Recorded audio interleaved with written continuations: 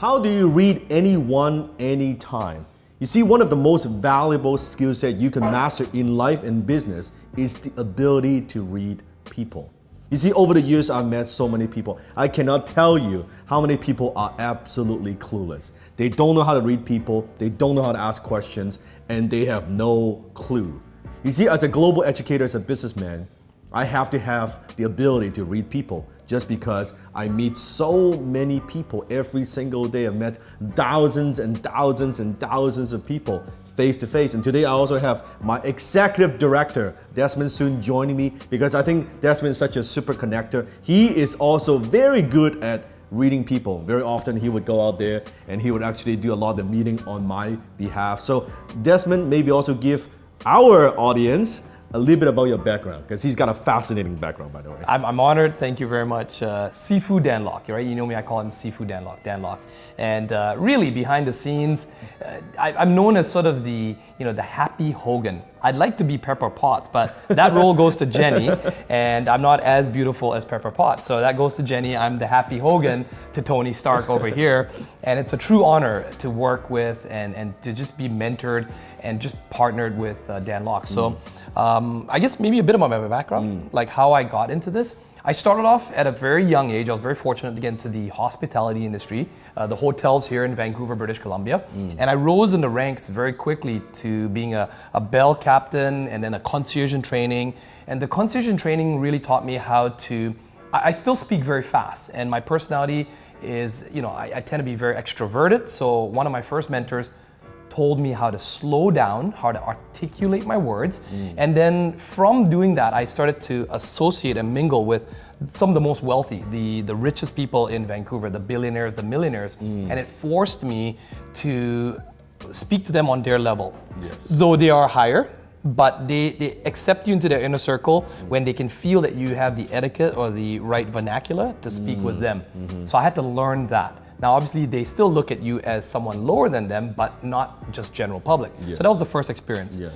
And then the second was when I was in Japan. Obviously, the Japanese culture is very polite. Yes. I learned a lot about etiquette there. And then I got into the corporate world. So the corporate world with the enterprise companies, the big Fortune 500 companies. I worked at Goldman Sachs. I was at Lehman Brothers the morning they got shut down. I was at high-level consulting firms like McKinsey and Accenture. So there as well, when you're dealing with executives and I was the young guy. All about connecting and reading people. I had to learn how to read them, not just be the talker. I had to listen, and I had to. I'm small Asian, and I look young, so I needed to present myself as a more mature, more trustworthy person. And so I had to read their body language and adjust to them to make them like me in a very quick, short period of time. And then I think the third segment of that, where I really learned those skills, I mastered it, was when I had the restaurant business, as well as I moved into the music industry, where I dealt with real life celebrities. Correct. So people like Quincy Jones, Little John, most of the big names that were working with Red One Productions at that time, And you've actually spent a lot of time with the celebrities. I had to. I was the chaperone for them. I would meet them, greet them. I would actually have to make sure they showed up at shows and didn't party too much or get hungover for the next day. Some of the movie industry or the music got a lot industry. of inside stories, by the way. Which, sometimes NDA, I might not be able to release everything to you. So I want to respect them. But during that process, I think what I learned was my skill set, if that's what you're interested in learning, is learning how to read people, like Dan has talked about here, and adjusting yourself similar to the concepts taught in maybe Dale Carnegie's book, How to Win Friends and Influence People. And today what we're going to do is we're going to teach you some of the fundamentals on how to read people that will help you in business or in all areas of your life. Well, first let's define reading people. What does that mean? To me, it's very, very simple. It's by observing people, sometimes from a distance, and knowing something about them, getting a feeling without them telling you. Yes. That's it. It's very, very simple. The way they talk, the way they walk, right? The way they stand. But why is that important? If you're in anything to do with sales or business or negotiating, heck, or even a relationship. Yeah, your family. You want to have that upper edge when it comes to negotiating or influencing them. Correct. So if you can read them, you have an advantage. The first thing, eye movement. So when you are communicating, when you're talking with people, look where the eye movement goes. Now, I'll give you a very simple example. If someone is afraid to make kind of direct eye contact with you, like say they're looking down and they're like hiding, they don't want to make eye contact, well, they may be hiding something, they may be shy, they may be intimidated. So if you can see, just look at people's eye movement. Now, if they're looking at the top left corner, what does that mean? Top left corner means they're trying to remember something. Yes. So it could actually be A memory, Yeah, a jog memory. from the past. If you ask them a question, who's your favorite, who's your best friend from high school, and they look up to the left, they're probably telling you the truth. Correct. If they look at the top right corner, what does that mean? They're constructing an image. Doesn't necessarily mean they're lying, but it's more on the creative side. They're They're constructing. visualizing something. Yeah. Because sometimes they're like this theory, if you're talking to somebody looking at the top right, they're lying. Not necessarily the case. They could be just visualizing. They right? could just be visualizing. I'm a very visual person, so sometimes if you're getting me to visualize, say, a concept or a structure or a process, you might see me look to the right. I'm not lying, I'm just visualizing. What if they're looking at the bottom left corner? Bottom left is having an internal dialogue. Means that when you could be disagreeing with the person. Your beliefs might be different from what you're hearing, and you're kind of conflicted.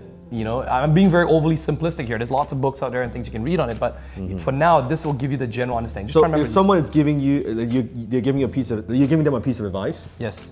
They're looking kind of like this. Chances are they're kind of disagreeing.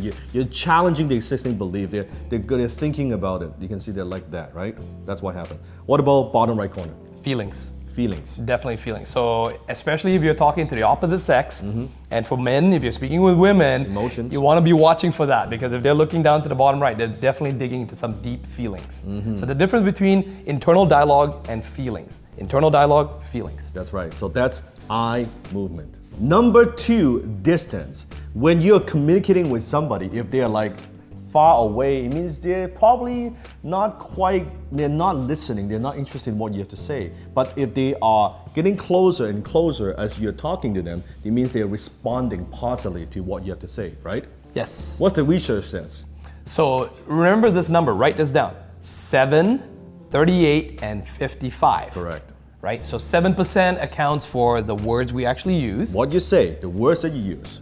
38% accounts for the tonality and how you say it. And then the last 55, the majority of it is actually the physical, Non-verbal communication. the non-verbal. Keep that in mind. So with 55%, the majority of body language coming from the non-verbal gestures, you have to be very cognizant of that when you are communicating with people in a Correct. one-to-one, or even sometimes on a video screen if you're on a teleconference. You want to make sure that the physical gestures you're using, like you can see my hand movements, or in a physical setting, me touching Dan, Yes. my knee touching his knee, yeah. or maybe he's pulling away from me.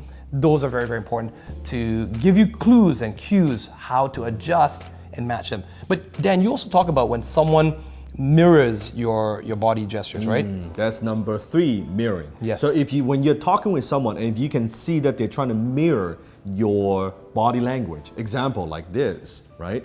And you can test different things out, or if I'm doing this and this one doing that, it means that this person is trying to establish some kind of bond with Rapport. me, right? Some kind of rapport with me, right? Or I'm leaning more like this way and he's also doing that, right?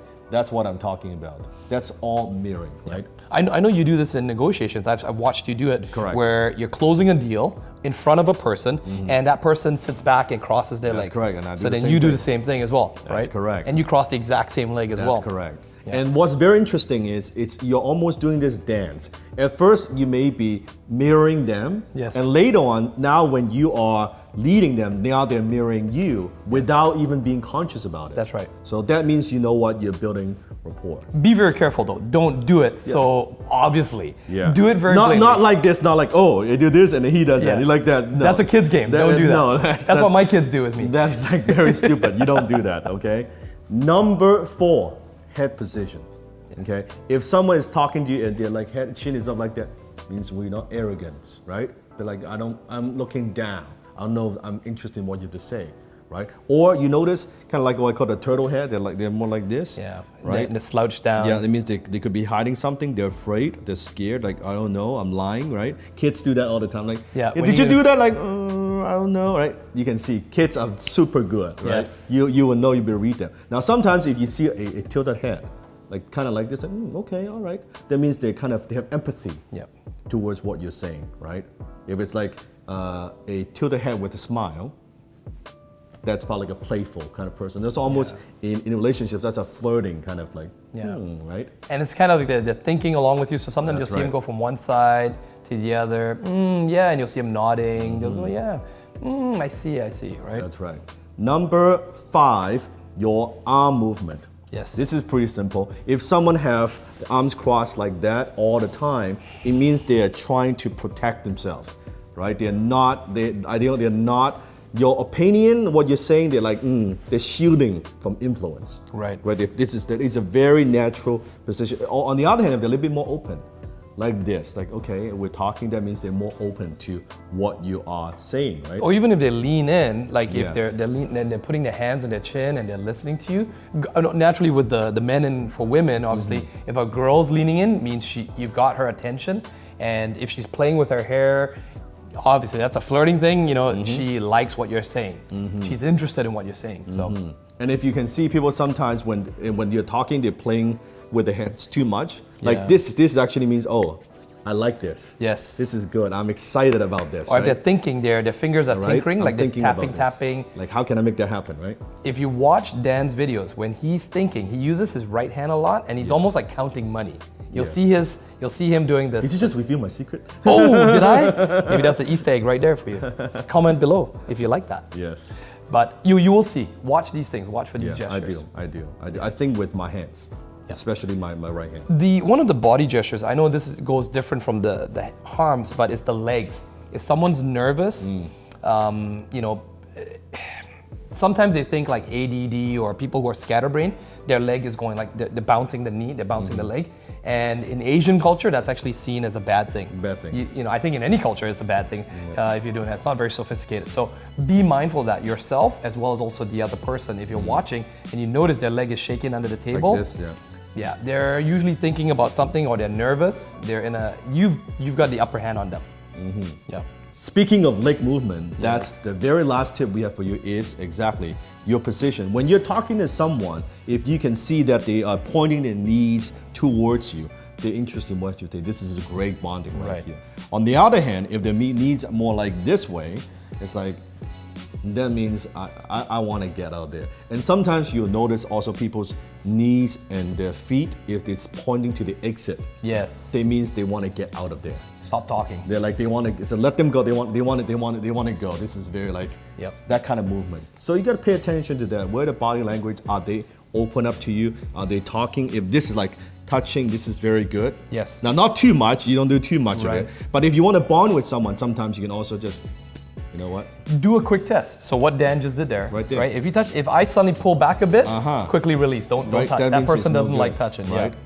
Or if I shake your hand, if they reach out, that's as good, right? Yeah, This is all very, very good. Or sometimes you're talking, you do it very quick like that. Not to man the woman. That's sexual harassment right there. Right. But man to man, hey, you know what, buddy? Like Yeah. that kind of thing. Pat on the shoulder. That's perfect. Thanks. Let's do it. You know, let's go ahead. That's it. So those are some of the fundamental skills on how to read people. Comment below and let us know what else you want to know. Yep. Maybe practice some of these techniques and try them on just with your colleagues, your friends, your business partners, your spouse, and see how they work for you.